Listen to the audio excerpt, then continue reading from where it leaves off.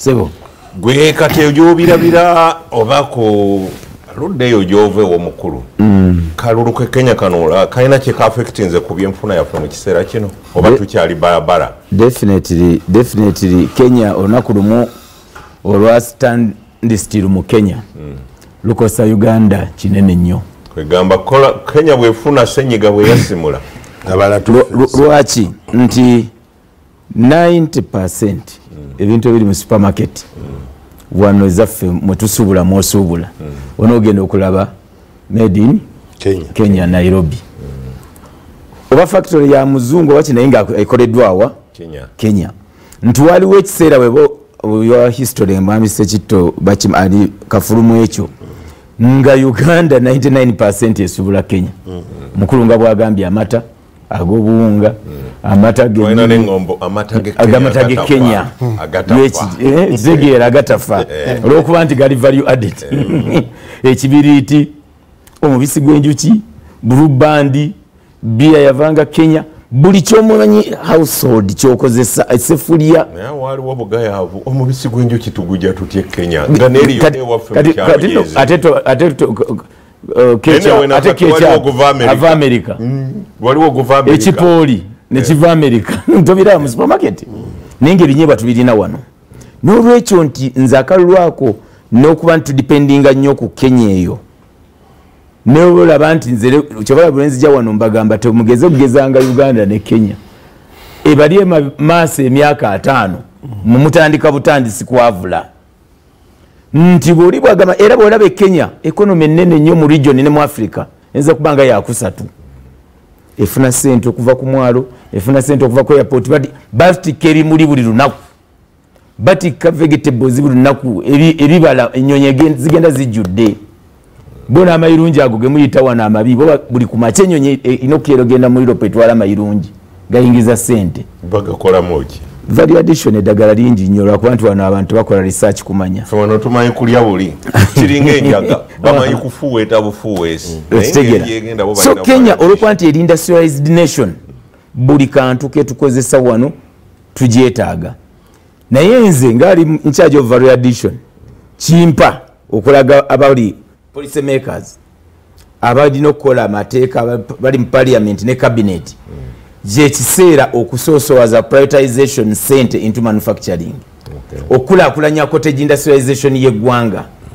okulaba nti ebintu ebisoboka okukolebwa wano nga bisoboka okukolebwa Kenya ne wano bisobola okukolebwawo okulima twogera ku factory nesebo mwami Machati agambye gene nakasero olabe emmotoka ezive Kenya ezireeta ebintu obutungulu karoti emiyembe ovakado omulungi byonna nga biva Kenya biyiika no garlic katungulu kyumu najja na container ne zireeta naye ng'ebintu ebyo ettaka lyaffe lisobola okuba nti lyankizo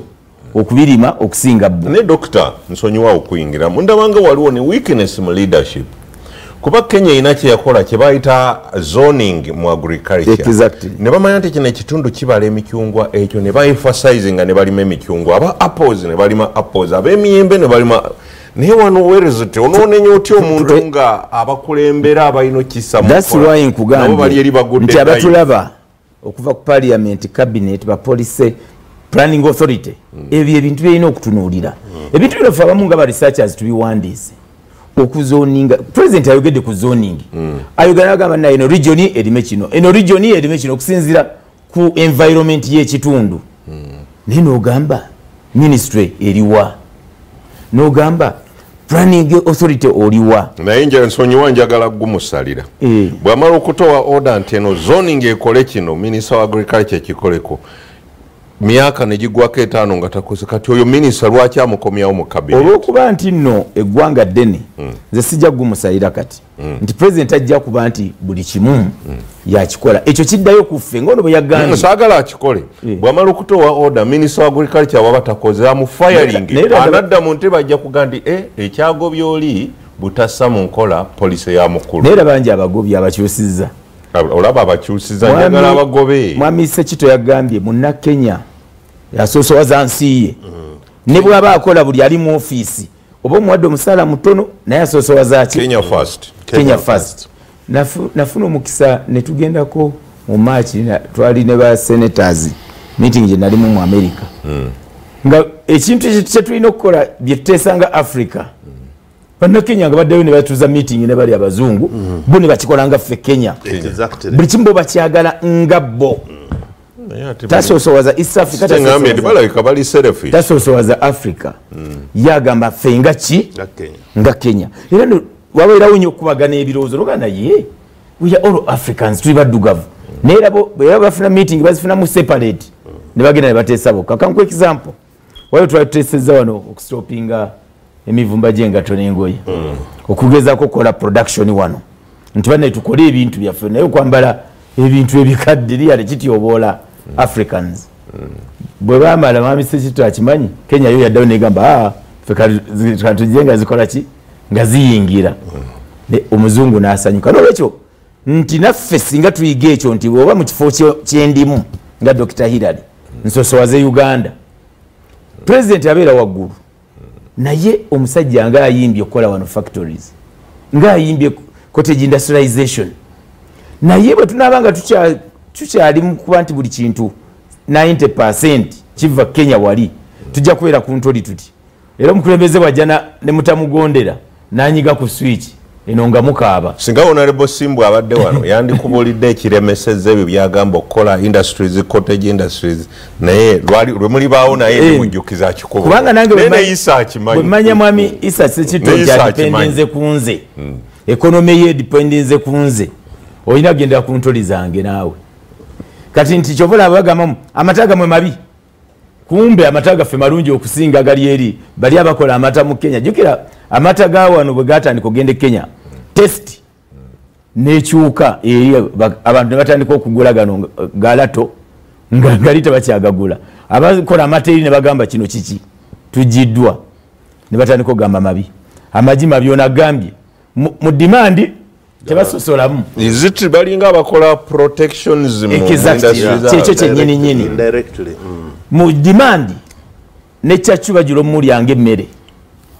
bamutuka container ne zigenda namba 3 n'atambula n'ayita ku boda ne baba bafunye nga bagamba kati mulimu obuwuka bakola post service embi n'emyaka 5 nga bali abivawa Uganda n'olwekyo kino kitwa okuyiga nti tulina okubanga tuprotectinga nnyo amawanga gaffe East Africa ejja kukola ne bwe tuna tukyalinamu abantu abakyalina endowooza bwetyo kikyalina olugendo luki lunene ne bwe banalaba naffe nga tukuza economy yaffe nga GDP yeyongedde income per capita y'abantu baffe nga bitubadde tujjayo balaba tubikola wano ebisinga ojja kulanga batweguya nga mutula ku meeza yemu naye gwe oba okyali ku level bweti ng'omulala ali kuli waggulu agamba oyatese omuko omwavu mu kimu ayasanku mulungu kukima mazzi nanku tulina okugendera ku mulamwa ogw'okulaba nti tu industrializing eggwanga lyaffe bye batwetaagako bingi singa naffe tuba economy yaffe erina weekoze eki naye olwokuba tuli landlocked ategedde nti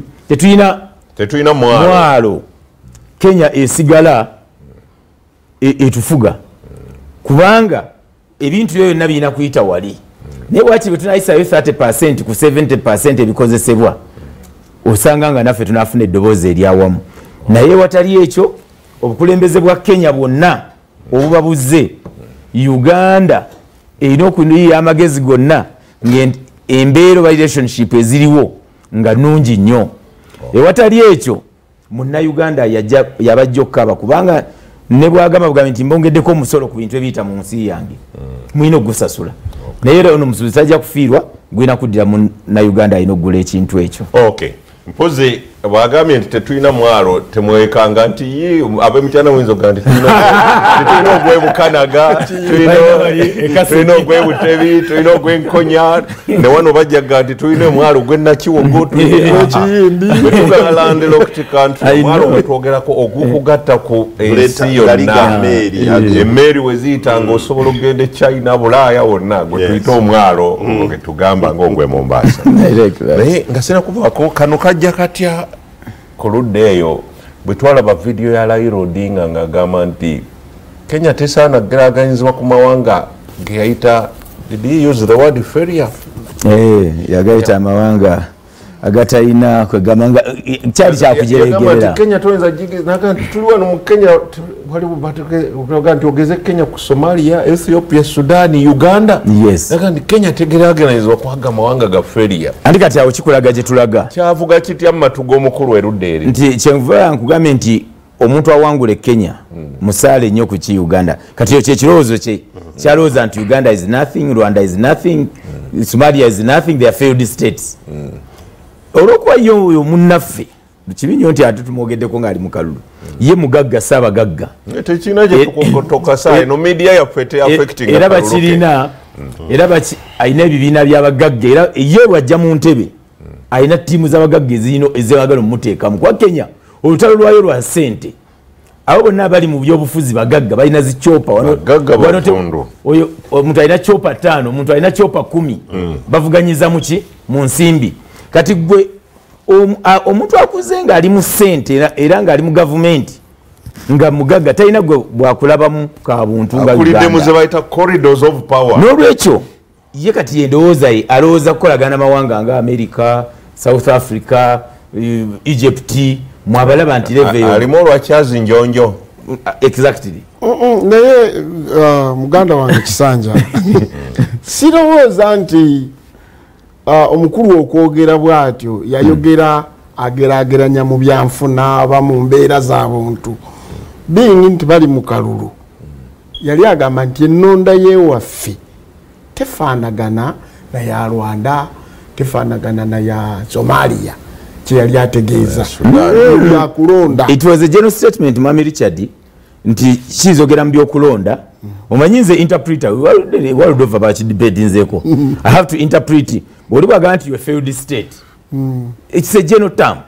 sigamba nti tweza gamba nti it's a failed state in only voting